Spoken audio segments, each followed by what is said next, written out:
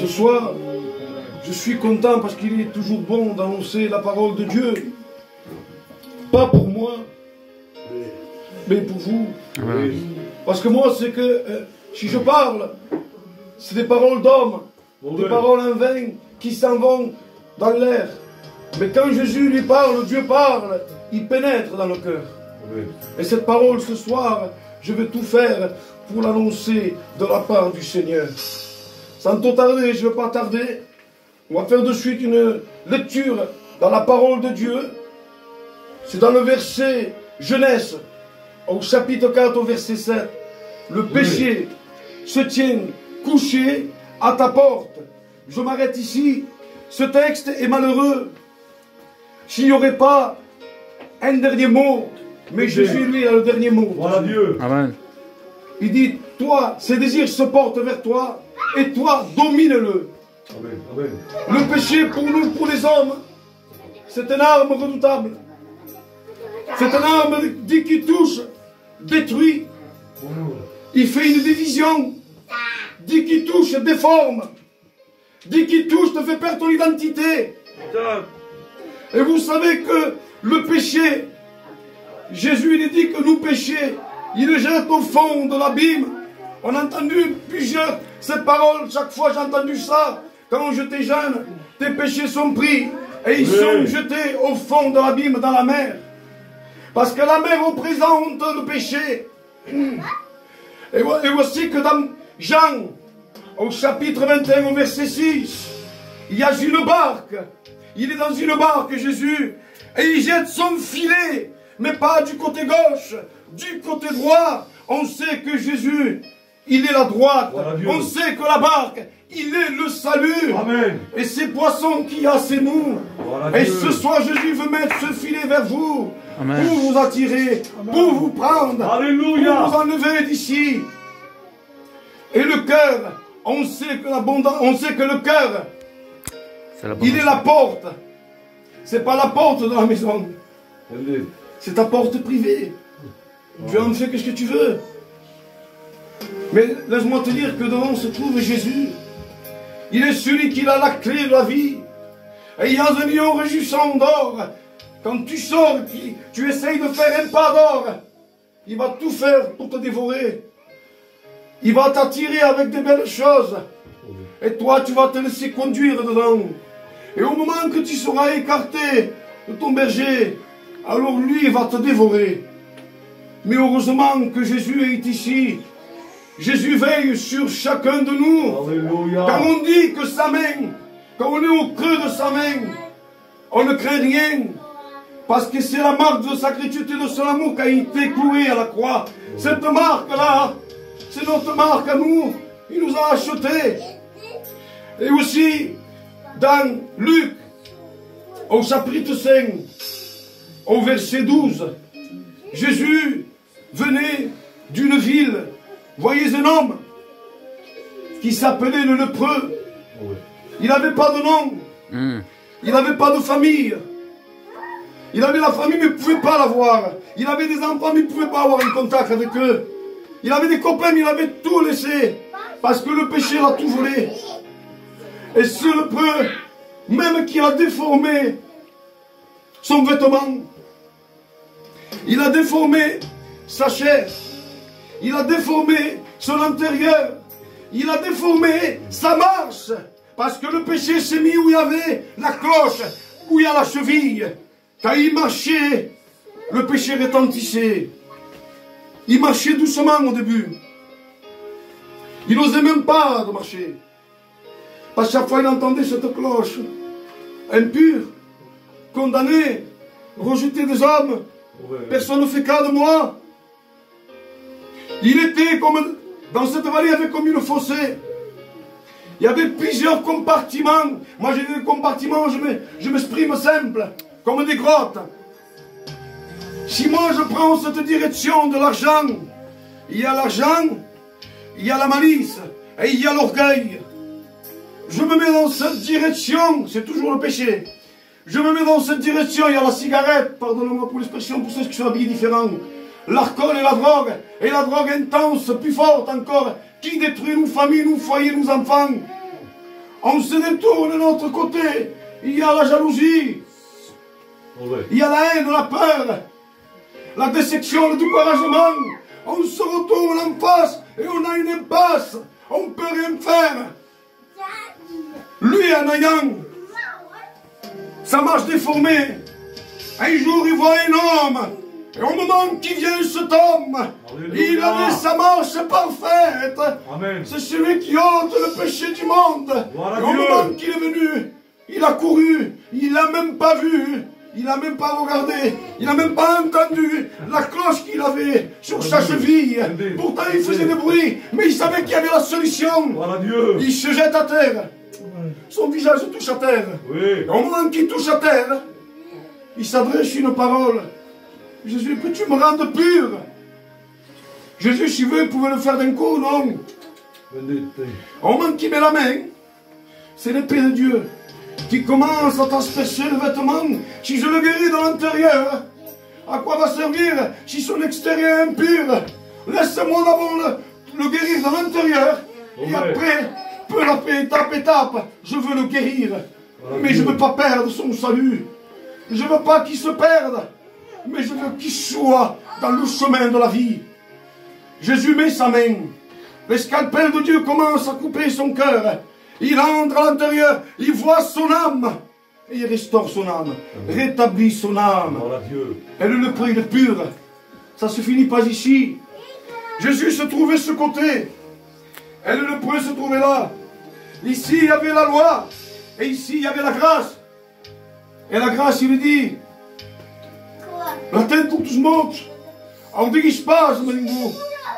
Ben of wel een moral sacrificateur. Va le montrer avec le grand sacrificateur. Et il le montre. En sachant que la lèpre durait quelques jours. Il y va. Déjà, il avait la confiance en lui, comme quoi il a été guéri. Et il montre cette offrande à Moïse. En voulant dire, voilà, c'est la grâce que je suis allé voir. Et vous, vous n'avez pas pu me rendre pur, mais celui qui était ici m'a rendu pur. Oh Seigneur. Et dans Matthieu, au chapitre 14, au verset 15, le soir était venu. Les disciples s'approchèrent et lui dirent, ce lieu est désert. Quand moi je dis désert, ténèbres, désert hostile, désert sans vie. Il n'y a rien du tout dans un désert. L'heure est déjà avancée. Et la foule allait dans le village pour s'acheter des vivres.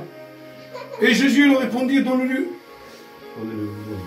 Et Jésus leur répondit, pardon, ils ont besoin de s'en aller, donnez-le vous-même à manger. Mais ils leur dirent, nous n'avons ici que 5 pains et 2 poissons. Il dit, apportez-les-moi. Il fit asseoir à la foule. La foule, il y range en 50 par 50 sur l'herbe. L'herbe représente le repos. Le vert pâturage, c'est l'église. Alléluia. Les 5 pains, ce sont les 5 lettres de Jésus. C'est nous. Mais comment transmettre ce pain? Comment vous le donner? Eh bien Dieu, lui, Jésus, regarde au ciel et rend grâce au Père.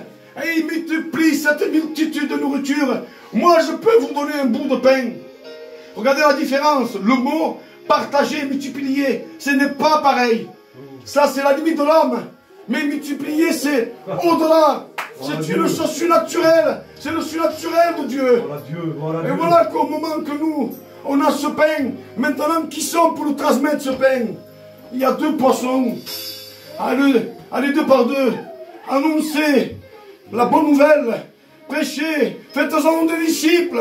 Ces disciples, c'est l'ancien. C'est nous là, les futurs prédicateurs qui se lèvent pour vous donner cette nourriture. Et le peuple restera rassasié. Je termine pas ici. Ce soir, le Seigneur ne m'a pas laissé dormir. Ce soir, le respect que je vous dois m'a donné une pensée de Dieu. Pas de l'homme, bien sûr, parce qu'on n'a rien à apporter. Et avant ce lieu, le soir était venu. Le disciple s'approchèrent. Je recule pour vous montrer que Jésus se trouvait dans une barque. Il a vu une foule. Mais avant de descendre, il a dû descendre. Moi, je connais un jour un homme qui était dans toute sa gloire, en haut de son saint royaume, dans sa barque de gloire. Les anges avaient peur, parce qu'en bas il y avait une arme terrifiante. C'était l'arme qui faisait trembler les anges. Il faisait trembler les archanges, faisait trembler les chérubins, les séraphins. Personne ne pouvait s'approcher. Il s'est dépouilla de toute sa gloire. De riche, il est devenu pauvre. Il est descendu. Regardez la différence. L'ennemi, le péché, et la différence, la grâce. L'ennemi est tombé comme un éclair. Il a pris l'apparence déjà, il avait déjà la haine. Il avait en lui le péché déjà. Parce qu'il avait pris l'apparence d'un serpent. Et Jésus, lui, il n'est pas tombé comme un éclair. Mais il est descendu dans l'ordre. Dans le sein de sa mère. Il a pris l'apparence d'un bébé. Et moi je le compare parce qu'il n'a pas de défense comme l'agneau. L'agneau qui ôte le péché du monde. Cet agneau qui, si on le tape, il ne répond pas. On le mouille, il ne répond pas. On peut faire aller, il oublie ça, il s'en va. Et ce jour, cet agneau l'a mis à la croix. Cet agneau, on clouait ses mains, on clouait ses pieds, on labourait son dos. C'est fini. Non, ils l'ont arraché la barbe. Avec le respect que je vous dois, ils l'ont craché dessus. Il y avait Satan, il y avait tous ces démons, il y avait tous ces ténèbres, il y avait le péché. Le péché il était en train de se frotter les mains, le péché. On va l'avoir, le Fils de Dieu. Dit qu'une goutte a tombé. Le péché s'est enfui. Le péché a reculé. Mais ça qu'il a vu le péché, avant de s'en aller, il a vu un homme qui l'a transpercé le côté de Jésus. Là, le péché est devenu fou. Ils se sont retournés en bas du royaume des morts. Les démons étaient en fête. Satan était en fête. On l'a eu. C'est vrai qu'il y a eu beaucoup de pertes dans notre royaume des ténèbres. Pour le mot qu'il a dit, tout est accompli. Les portes ont tremblé. Tout s'est fissuré à l'intérieur. Ils étaient contents, mais ils voyaient que le péché, lui, il était ici. Il ne parlait pas. Le péché, il ne pose aucune question. Et la mort parlait. Et qu'est-ce qu'il y a? Normalement, tu m'as amené tout le monde vers moi. Tu m'as amené des veillards. Pardonne-moi pour l'expression. Pour ceux qui sont habillés différents. Tu m'as amené des présidents, des rois. Et là, je t'offre un titre dessus. Avec ça, il n'y aura pas plus rien à prendre. Tu as le Fils de Dieu. Il me dit non, j'ai fait une faute. Mais montre-nous où tu as fait la faute. Montre-nous. Et Satan, il connaît les prophéties. Et il dit quelle?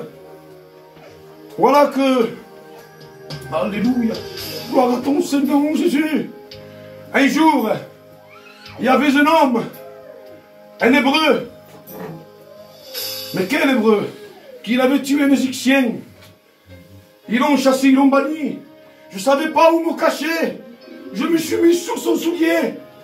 Et je marchais, je suis allé en direction. Et j'ai vu un bison d'Ardent. Au moment que j'ai vu ce bison d'Ardent, l'ange de l'Éternel était à l'intérieur. Il y avait un bison, je ne comprenais pas. Pourtant, j'étais bien caché.